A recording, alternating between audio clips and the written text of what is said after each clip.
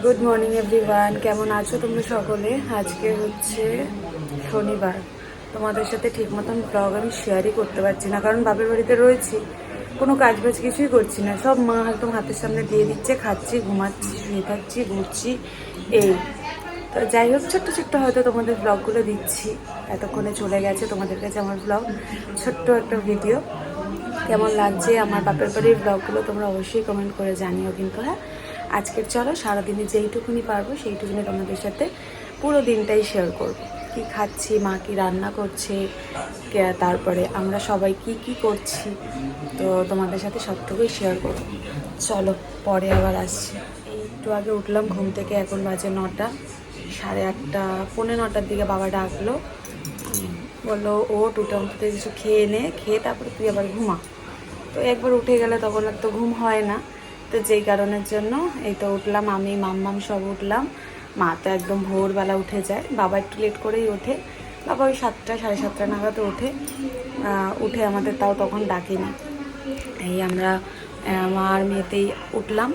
উঠে তারপরে এই তো এখন বসে রয়েছি। এখন খেলাম হচ্ছে মৌরি আর মিছরি দিয়ে জল, তারপরে হচ্ছে খেলাম চা, মানে একটু ওয়েট করার পর খেলাম চা। আর বাবা একটু গেল হচ্ছে আমাদের দোকানের দিকে।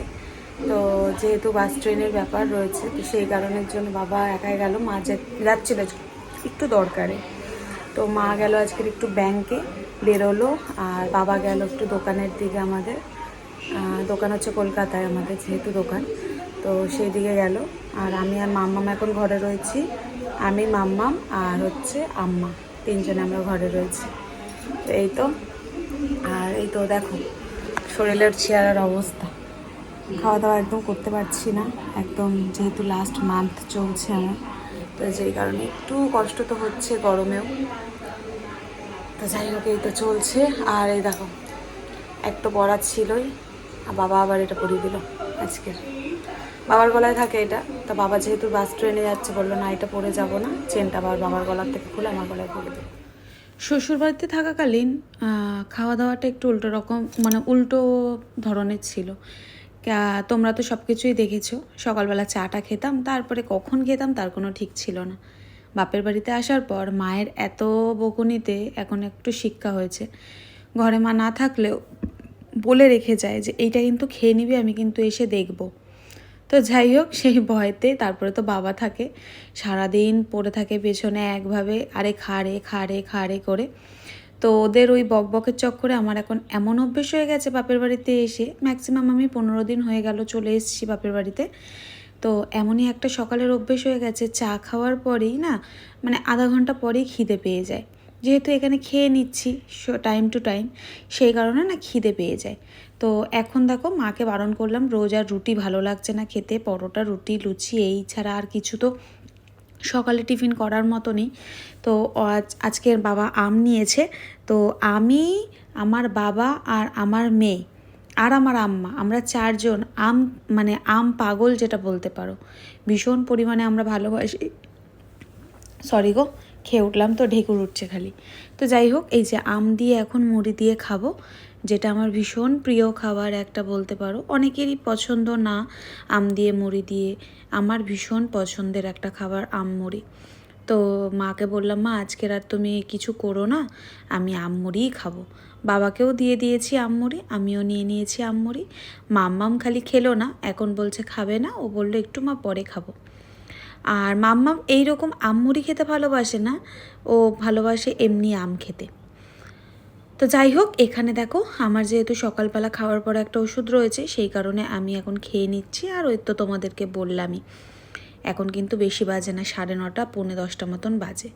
যাই হোক, এখানে আমি জামা কাপড়টা চেঞ্জ করে নিলাম, গাটা একটু ধুয়েছি কারণ ভীষণ পরিমাণে গরম। আর এদিকে দেখো বাবা এত গরম পড়েছে যে এখানে বসে রয়েছে, আর মাম্মাম ঘরটা একটু ঝাড় দিচ্ছে।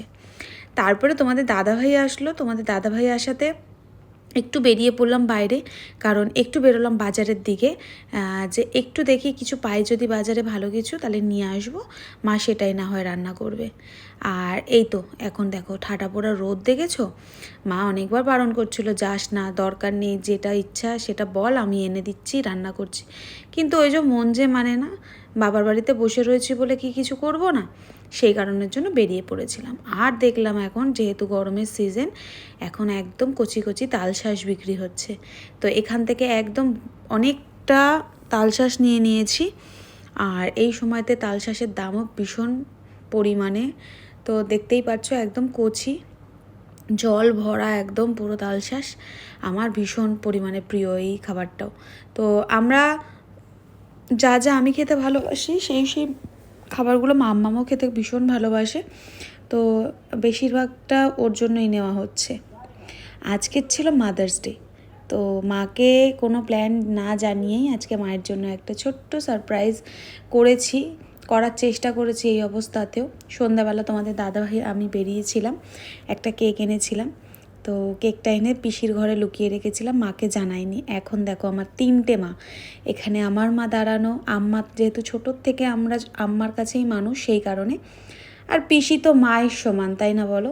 তো যাই হোক, পিসির মেয়ে বলো যাই বলো, আমরাই, আর কে আছে।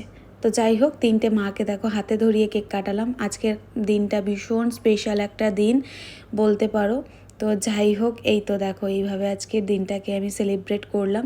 জানি না মা কতটা খুশি হয়েছে। এটা ভাবতে পারি যে হ্যাঁ, মেয়েরা যদি মায়ের জন্য এক চিলতেও কোনো কাজ করে সেটার জন্য মারা ভীষণ হ্যাপি হয়। তো যাই হোক, এই তো দেখো 3টে মাকে নিয়ে ভালো করে আমি কাটিয়ে নিলাম। আর এই তো আজকের দিনটা বেশ ভালো গেল। মা বলছিল যে কী রে তুই কখন এইসব আনলি, তো আমি বললাম এই তো ঠিক এনেছি সময় মতন। এখানে দেখো ছোটো পিসা, ছোটো পিসি, আম্মা, মা, বাবা, আমি, মাম্মাম সবাই।